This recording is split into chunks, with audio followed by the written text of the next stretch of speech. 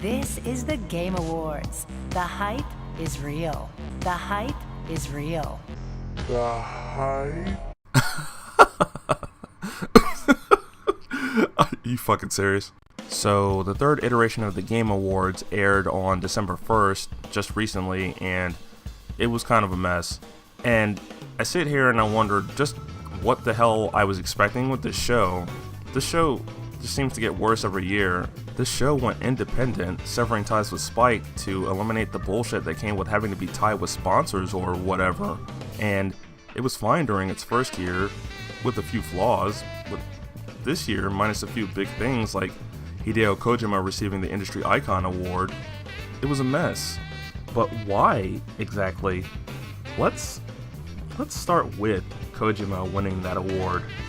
If you managed to watch the show, you probably heard Jeff Keighley spend a lot of time talking about the Metal Gear series creator getting robbed last year and about him being a principled man and all that jazz.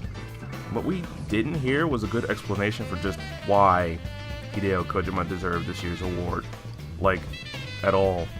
And he's a good choice for the honor, don't get me wrong. Not only did he and his teams use the CD tech of the PS1 to expand on how a story was told in a game, but he was such a perfectionist that he remained on games he didn't even want to direct to ensure they were good during his tenure. And his games were not only considered good, they were profitable for Konami. Jeff could have at least stated that, since those are some good reasons for receiving an award like this, when that's the level of work ethic on display, but nope. Let's just vindicate him for Konami's snub last year. This kind of shit persisted throughout the show. You're just supposed to know exactly why these games, these performers, these devs are receiving these awards. There's no explanation presented.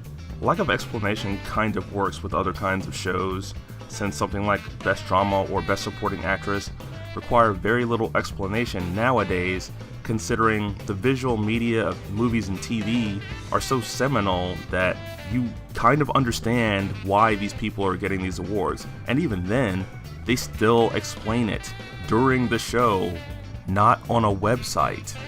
Let me give you a good example. A good example of explaining an award during the show was Games with Impact, which was won by That Dragon Cancer.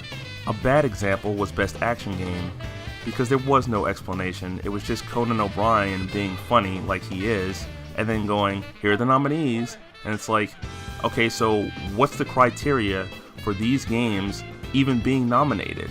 Not even some bullshit purple prose like the visceral nature of combat, getting your heart pumping, blah blah blah, none of that.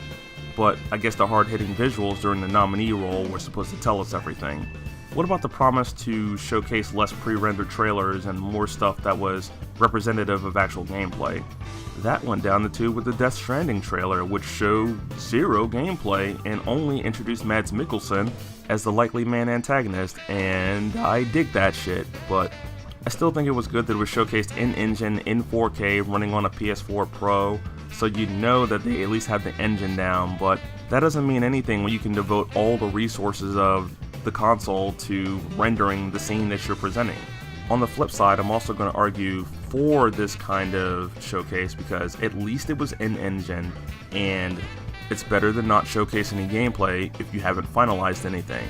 The number one game to teach consumers that lesson is No Man's Sky, which is still kind of boring even with the Foundation update, and I'll probably make another video on that, just on that. Another game that disappointed me was Lawbreakers, and I'm gonna admit that I had zero expectation for Lawbreakers. I don't even care about what Cliffy B is even doing with that game, but I sat on my couch thinking Lawbreakers was going to be primarily gameplay, but was really disappointed by the bombastic bullcrap I saw. I mean, there was some gameplay in there, but it was mostly trash. I mean, sure, we see something pop up on the screen like World Premiere, and we expect to see bullshit at this point, especially after the original Killzone 2 trailer back during that E3. But I personally feel that good gameplay and graphics presentation will hypergamer more than some pre-rendered video. I mean, Prey looked good, Zelda looked good, Shovel Knight will always look good, but what else was actually shown? I can't even remember. due to the non-gaming musical performances that really didn't matter and weren't even as good as the Doom performance. What about that Assassin's Creed movie stuff that took up the time that could have been spent presenting awards like Best RPG or Best Fighting Game?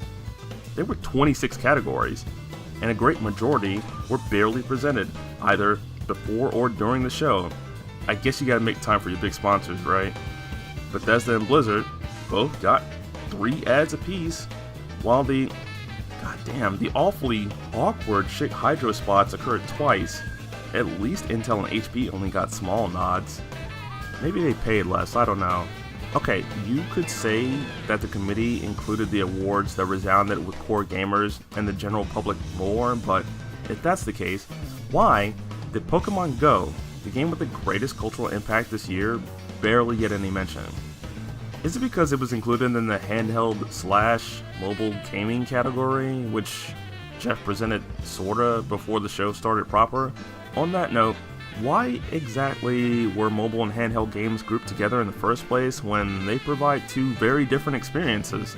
Combining them together seems disrespectful to both handheld titles, which provide a core gaming experience on the go, and mobile games, which use the limitations of touch devices to create fresh new gaming experiences that oftentimes aren't even replicated using other formats. And then they weren't given proper presentation.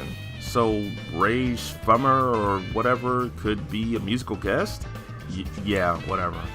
Look, I understand that compromises have to be made when creating a show aimed at a demographic that steers young. I mean, on some level, your pool of sponsors would have to be small, and you'll have to turn inwards towards the devs you're showcasing, which seems like a conflict of interest, honestly, but I don't know anything, right?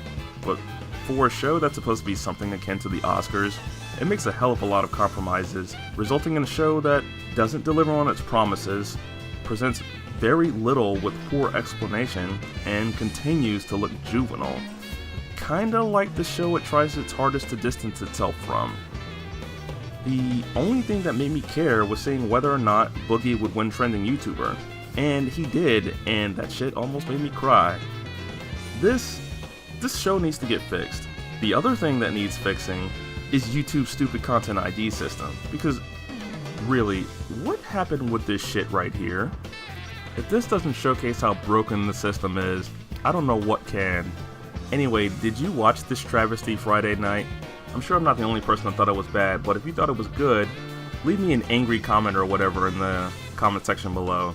Don't forget to thumbs up, thumbs down, and subscribe, and if you are subscribed, click the bell and make sure you're double subscribed because YouTube is trying to fuck everybody now. Or at least that's what the big guys think.